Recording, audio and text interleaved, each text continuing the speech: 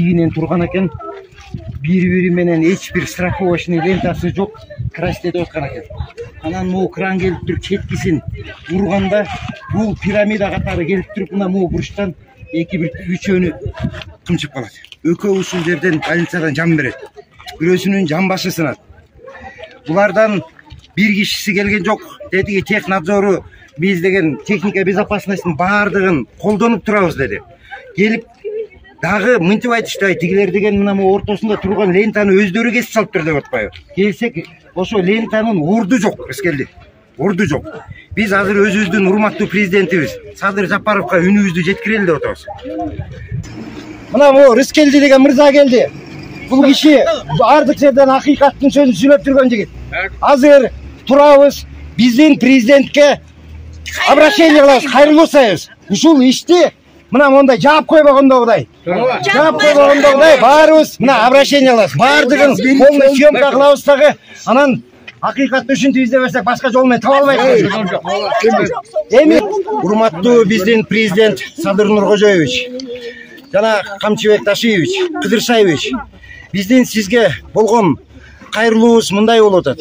Бүгүн 6-июнь 23-жыл кече Каракол шаарынын аэропортунда кызмат кылып аткан эки бир тууганыбызды коопсуздук сакталбаган үчүн мына могул темир басып калды. Басып калып 3 жабыркачуу болду. Экөөсү бул дүйнөдөн кетип калды. Бирөөсүнүн болсо жамбаш сөөгү сынып, азыр Каракол шаарынын областтык больницасынын реанимация бөлүмүндө жатат. Биз бул мекеменин чоңдору келип, ал акыбалын сурап, ошол балдар өлүп калган учурда да бири басып келип, эмне болду деген суроо жооп болгон жок бул жерден. Андан кийин болбогон бир бригадирлерин жибериптир. Алар келип, биз чечетилек деп келишти. Эмнени чечет деп сурасак, алардын толук жообу болгон жок. Биз андан кийин бул жерге келдик. Бул жерге келип, окуя кандай болгонун билели десек, бул жерде коопсуздуктун бир дагы нерсеси кармалбаптыр. Мындан мурун дагы бир бала айтып отурат. Мындан мурун дагы бир баланын бутун басып калган экен. 1 ай мурун. Ал азыр үйүндө жаткан экен. Ошол учурда эле коопсуздукту сактап койсо, мына могул ушул нерсе болбойт болчу.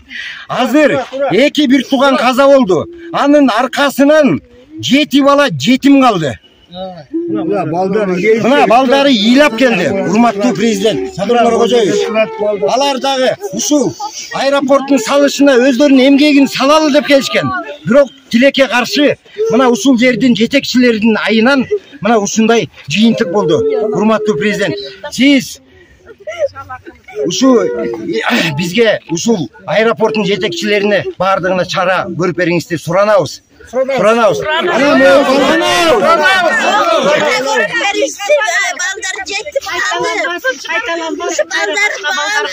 Булар ушундай иш чара жүргүзө берсе, мындан ары да канча бала өлүп калат? Ким билет? Ким билет? Булардын шалакылыгынан болду бул бардык нерсе.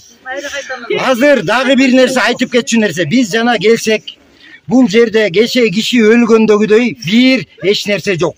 Бардык тетиги отделдердин баардыгында жумуш иши жүрүп атыптыр. Биз кирип келиптир, ой, кече киши каза болбоду беле. Биякта кантип киши иштеп атат десек, бир бригадир келип кет дедиле, алардын баары качып отуруп тетигинин аркасына кетип калды. Жака кетип калды. Баары жашынып жоголду. Бул кандай нерсе? Бул кандай нерсе? Эч бир нерсе биздин мына калыстык жок. Балдардын өлүп калганына бир кайгыруу жок.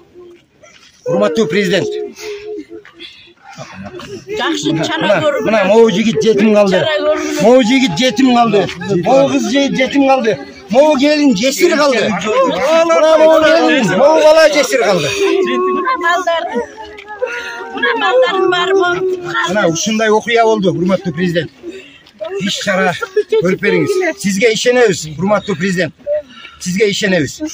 Туура чечим кылып бергениңерди суранабыз.